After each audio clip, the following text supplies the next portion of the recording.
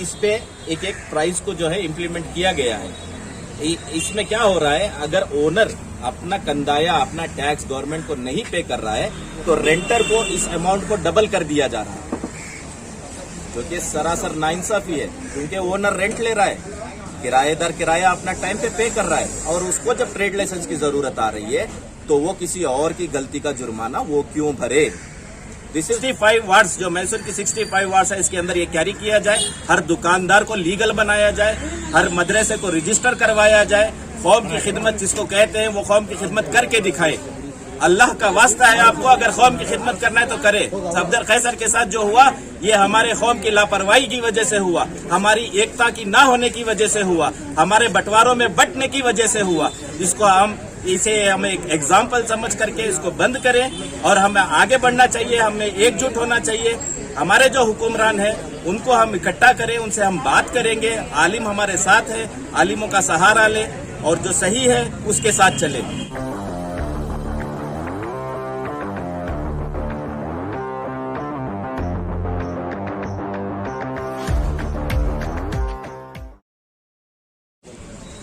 अस्सलाम वालेकुम रहमतुल्लाहि व बरकातहू।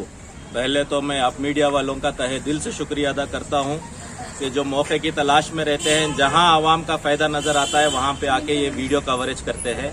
और दूसरा, मुझे बेहद अफसोस है जो हमारे सीनियर मोस्ट जर्नलिस्ट सफदर कैसर साहब के साथ जो हुआ, उसके लिए मैं बहुत अपने तहे दिल से शर्मिंदा भी हूं कि इस तरह का हादसा नहीं पेश आना चाहिए था जो कि पेश आया है।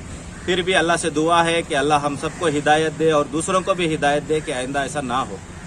बेहद और अहम ज़रूरी बात जो मैं मैसूर की आवाम को, जो दुकानदार वालों को बताना चाह रहा हूँ कि हमारे हुक्मरान, हमारे जो लीडर्स और साथ ही साथ जो कि गवर्नमेंट ऑफिशियल्स है, पता नहीं किस हद से काम कर रहे हैं या कहाँ उनकी सोच रहती है, क्या काम कर रहे हैं, अल्लाह आलम।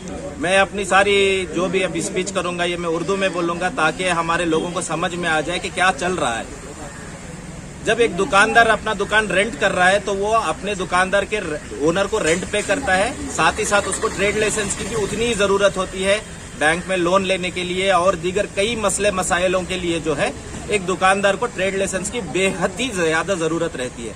जहां पर काउंसलिंग के अंदर ये फैसला लिया गया है कि अगर बिल्डिंग का ओनर अपना टैक्स नहीं पे करता, अगर बिल्डिंग का ओनर अपने बिल्डिंग बनाने वक्त टाइम प्लान नहीं लेता तो उसकी पेनाल्टी जो है उस किराएदार पे इम्पोज की जाएगी, उस रेंटर पे। The penalties is been imposed on the renter which is not correct from anyway. कहीं से भी ये ठीक नहीं है। रेंटर अभी तो कोरोना से उभरा है, अभी दुकानदारी शुरू की है और उस पर अचानक से गवर्नमेंट ने ये इम्पोज कर दिया कि ट्रेड लाइसेंस बनाओ, कंदाया भरो, ये भरो। जब किराएदार क्यों भरेगा भाई कंदाया? किराएदार क्यों पेनल्टी भरेगा? जितना उसका हक का पैसा बनता है वो ले आके चलन बनेगा तो उसको ट्रेड लाइसेंस दो। ऐसा नहीं हो रहा है, लोगों की चप्पलें घिस रही हैं ऑफिसों के आगे। इसके लिए मैंने हमारे अलहाज नसीरुद्दीन बाबू एक्स कारपोरेटर और हमारी जो गुज़िश्ता रह चुकी मेयर तस्नीम है, हमने एक फैसला किया, हमने जोन एसी से बात की, हमारी वार्ड के अंदर हमने इस प्रोग्राम को चलाया कि जहां पर सिर्फ और सिर्फ जो सही हक का पैसा है उतने का चलन बनेगा और उतने के अंदर उनको ट्रेड लाइसेंस प्रोवाइड किया जाएगा ताकि उनका बिजनेस स्मूथ तरीके से चले। जहां तक की बात ओनरों की है, अभी कल मैंने हुए हैं बिजनेस शुरू हुए और आप लोग इस तरह से आके टॉर्चर दे रहे हो लोगों को। क्या हमारी कोई जिंदगी नहीं है? लोगों की कोई जिंदगी नहीं है? हम लोगों को भूख नहीं लगती? हम लोगों को राशन पानी की जरूरत नहीं है? हमारे बच्चों को स्कूल में पढ़ाने की जरूरत नहीं है? हर तरह का खर्च हमारे ऊपर हावी है, हर तरह की मुसीबतें हमारे ऊपर मुसल्लत है। इस वक्त कहाँ गए हमारे हुक्मरान? मैं उनसे सवाल करता हूँ, पूछता हूँ। काउंसलिंग बनाई हुई है, काउंसलिंग के अंदर लो फैसले जो कि आवाम के हक में हो, ना कि गवर्नमेंट के हक में हो। गवर्नमेंट के हक में कर करके क्या हो गया? इंडिया बेच चुका है गवर्नमेंट, इंडिया को बेच चुका है गवर्नमेंट। कम से कम अपने आवाम की, अपनी जहां पे जब भी कोई बात आती है तो कह देते हैं कि हम कौम का काम कर रहे हैं। कहाँ हो रहा है भाई कौम का काम? बता दो। कोई आलिम, कोई हाफिज, कोई कुरान हिफ्ज करने वाले को कहीं पे नौकरी मिल गई है? उसका घर कैसे चल रहा है देखा गया है? उसको सैलरी क्या मिल रही है देखा गया है? वक्फ बोर्ड के ऊपर डाल दिया गया। वक्फ बोर्ड वाले कितनी जवाबदारी से काम कर रहे हैं ये आप सब मैसूरियंस को बेहतर मालूम है। मैं किसी और जगह की नहीं बात करूंगा। मैं मैसूरियन हूँ, आई एम प्राउड मैसूरियन, और मैं मैसूर की बात करूंगा। तो इन सब चीजों को हमें स्टॉप करना चाहिए। हम हमारे हुक्मरानों से, हमारे लीडरों से जाके दरखास्त करें, उनको साथ में लें और इस चीज को अंजाम दें।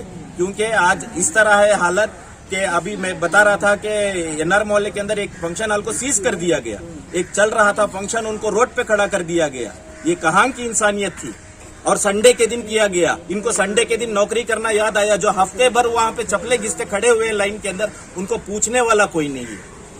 वो अपने पैसे लेके, अपने डॉक्यूमेंट्स लेके सर सर सर कहके घूम रहे हैं उनके पीछे, उनको पूछने वाला कोई नहीं है। और ये साहबजादे इतवार वाले दिन जाके एक फंक्शन से लोगों को बाहर निकाल करके वहां पे सील करते हैं, क्योंकि इनका पैसा बाकी है।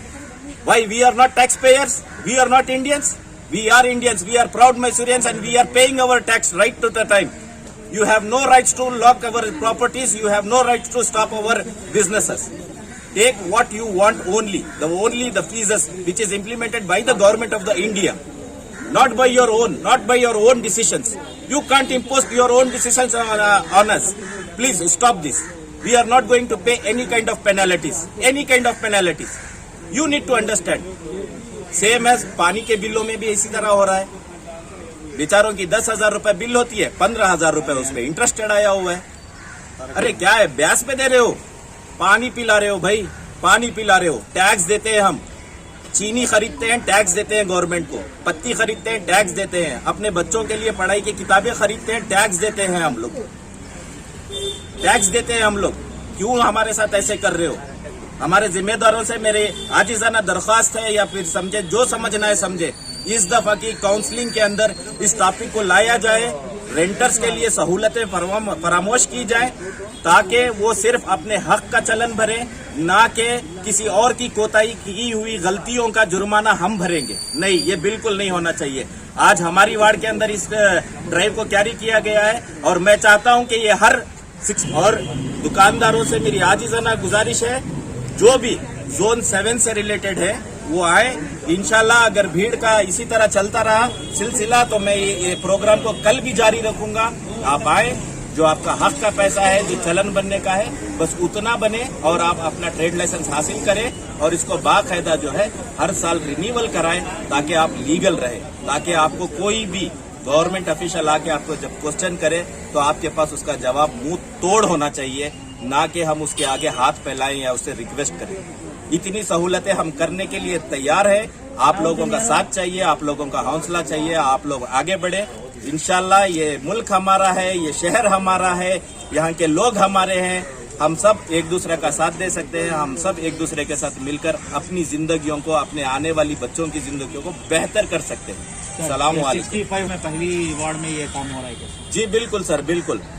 जैसे कि आप जानते ही हैं कि गुज़िश्ता एक महीना पहले ही हमारे मैसूर सिटी कॉरपोरेशन कमिश्नर बदले हुए हैं. अभी एक न्यू IAS कॉरपोरेशन कमिश्नर आए हैं, और वो बाखूबी अपने कामों को अंजाम दे रहे हैं. बल्कि हर ऑफिशियल के ऊपर जोर है उनका कि जितना हो सके वो पैसा कलेक्ट करना चाह रहे हैं, ना कि आवाम को सहूलत फराहम करना चाह रहे हैं, पैसा कलेक्ट करना चाह रहे हैं. ठीक है, वो कलेक्ट करें, जो हक का है वो कलेक्ट करें, लेकिन जब वो पैसा कलेक्ट कर रहे हैं तो हम अपना हक भी ले सकते हैं उसी के जरिए से. हम ऐसा नहीं कि सिर्फ पैसा दे दें उनको, नहीं, हम अपने आप को लीगल बनाएंगे, फिर उनको पैसा देंगे. दूसरा सवाल, अभी जो पहले कोई भी ट्रेड लाइसेंस बनाने के लिए जाता था, तो जो आपने कहा कि प्रॉपर्टी टैक्स जो है वो ओनर अगर ना बनकर है तो उन्हें जो है लाइसेंस नहीं इशू नहीं होता था कॉर्पोरेशन से. तो अभी यहाँ पे भी ऐसा ही है, या सिर्फ और सिर्फ उसका जो ट्रेड लाइसेंस का फीस बन के जो है आप लाइसेंस इशू? सर बिल्कुल, सिर्फ और सिर्फ ट्रेड लाइसेंस का फीस है. आपका प्रॉपर्टी डायमेंशन जो भी आपने रेंट की हुई है, वो चाहे 1 चद्दर हो या 2 चद्दर हो, उसका गवर्नमेंट का ऑलरेडी एक रेट चार्ट है. मैं आपको दिखाना चाहूंगा. मैंने सीधा रेट चार्ट प्लीज का एक रेट चार्ट ये गवर्नमेंट से ही बना हुआ है कि फला अगर दुकान है, टेलर की दुकान है, कपड़े की दुकान है, मटन की दुकान है, और दीगर स्क्रैप की दुकान है, कैटेगरी वाइज जो नॉट राइट. इस टॉपिक को मेरी रिक्वेस्ट है हमारे मुसलमान कारपोरेटरों से, इस दफा की काउंसलिंग जो भी होगी इसके अंदर इस एजेंडे को लाया जाए, इसको खत्म किया जाए, और दुकानदारों के लिए सहूलतें जितनी हो सकती है उतना उसके लिए फाइट किया जाए. मेरी आजिज़ाना गुजारिश है कि इस बार की काउंसलिंग के अंदर मैसूर सिटी कॉर्पोरेशन में ये एजेंडा अहम होना चाहिए.